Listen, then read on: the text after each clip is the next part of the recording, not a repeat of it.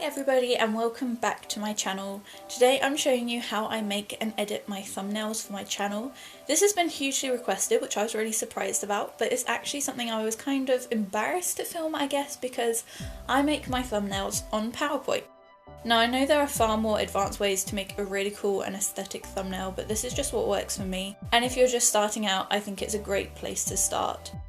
This is just something I've always done, and it means I don't have to spend any extra money on any software and things, but obviously if you do, that's absolutely fine as well. So to get the basis of my thumbnail and the image I want to use, I usually scroll through the video footage, like the raw video footage of either like the content or the video sometimes, or just me posing for a thumbnail, which sometimes I forget to do, but I'm usually pretty good with it.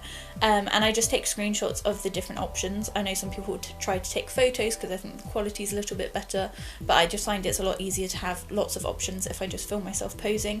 But in this case I was just doing a what I eat in a day, so I just wanted to take some screenshots from the actual footage.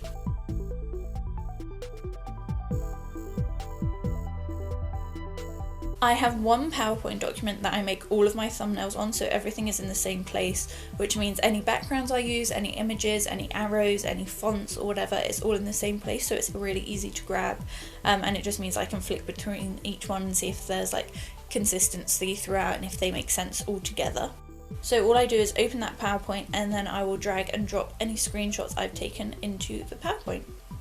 I will put this on a new slide just so that each thumbnail has its own slide, so then it is a bit more separated and organised. And once I have all of my images on the PowerPoint, I kind of spread them out, look at my options and see which one I like best. Sometimes it is quite hard to choose and I will have multiple, but then I'll just add the text and do two separate thumbnails and kind of see which one I like best at the end. But I usually find whichever one I'm starting with tends to be the one I actually like the best. The kind of thumbnails I do as well also vary, so for this one I'm doing kind of multiple images in one thumbnail rather than just one photo, just because I want people to see like everything I've eaten in that day. I think it kind of fits the video style better. So all I'm going to do is drag those really close to each other to try and make the rectangle shape of the thumbnail, and I'll just kind of zoom in and reshape those and crop them to the desired shape and size.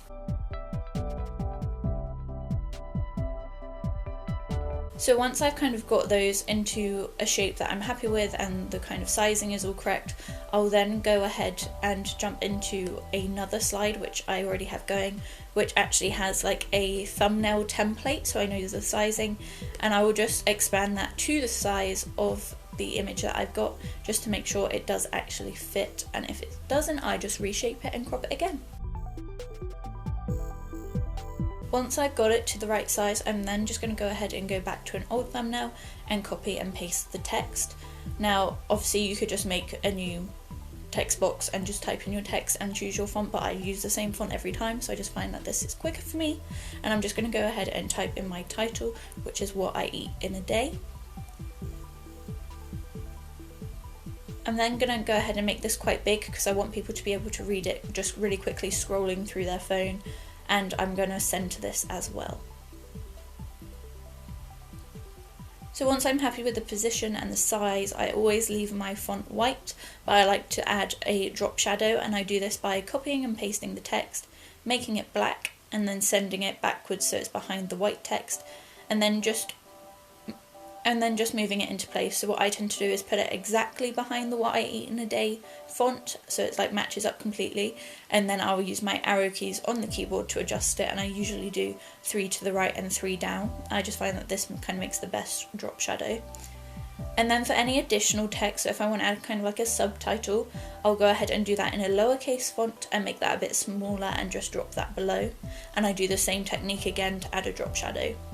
I just find that the drop shadow adds like a little bit more depth and helps you be able to read the font against a white background.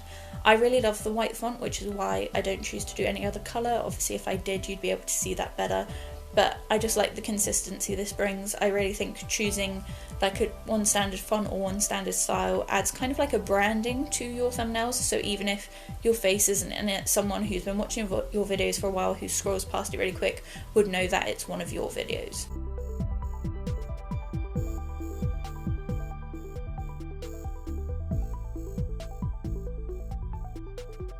Then I've also just got some stars, which I use in pretty much every thumbnail. I just got these from like a royalty-free website, and I just copy and pasted these so that there were 3 of each, and I also added a drop shadow in exactly the same way, so I just copied and pasted the image and then changed the colouring to make it black. Now these always change, it's just whatever I feel looks best. So this week I've just rotated them a little bit and kind of shrunk them down so they fit nicely in that gap. But sometimes I'll just use 1 or 2, or sometimes I'll scatter them around. It really depends on whatever I'm feeling like. I always try and make sure though that they're in a perfect line and that they are the same size, just so that my image is a bit more like symmetrical, I guess.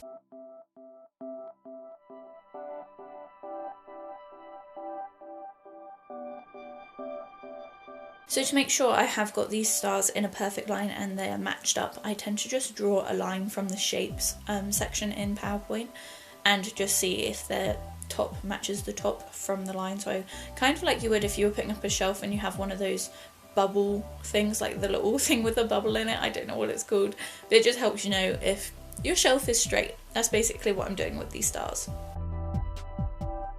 And then my last step for my thumbnails is always to put in kind of like a border. I really like the look of this. I think it looks really cute. So what I do is on my first or second slide, I have a load of different coloured kind of squares that I tend to choose between, just so that each one is a little bit different, but actually, you know, they're all the same shape, size, format and everything like that, and style is just the colours can change sometimes.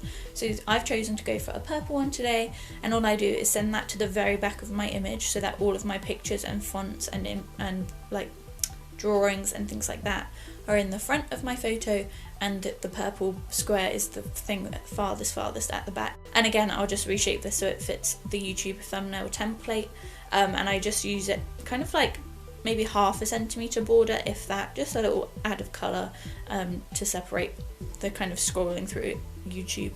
I have been considering dropping this just because I don't know if it really adds that much to my image, especially because after sometimes when I edit it, which I'll also show you, sometimes the colour does fade out and it just becomes a white square around it. But for now it's here to stay. But let me know what you think, whether you think this is a step I could drop.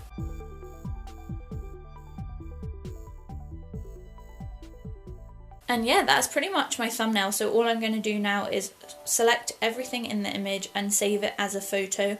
I save it to a folder called thumbnails, and I save it as a JPEG, I think. I'm not actually sure, or a PNG.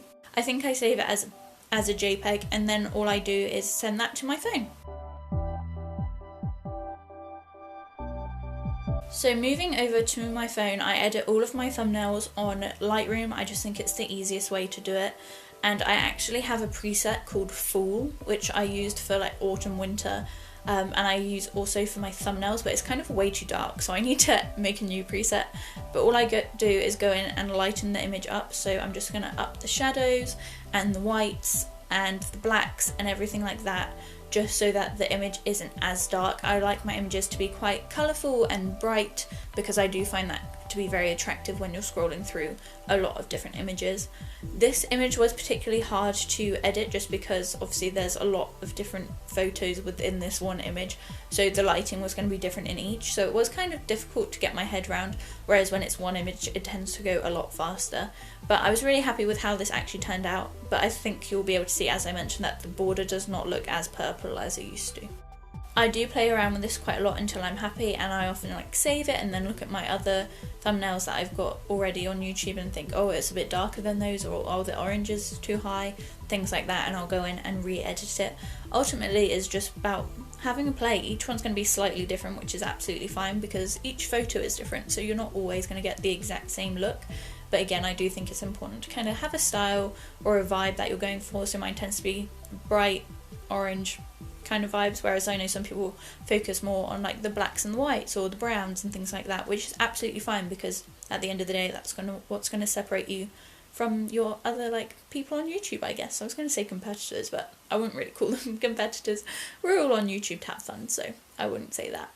But yeah, this was the end thumbnail. I was really happy with how it turned out, and I hope this has helped some of you kind of figure out where to start with your thumbnails, or if you're using a really complex software that you think, oh, I just need something a bit more straightforward than this, PowerPoint has really been my go-to. I've made thumbnails on PowerPoint for about like 5 years now probably, and PowerPoint's pretty advanced now, so you can do quite a lot of stuff on there.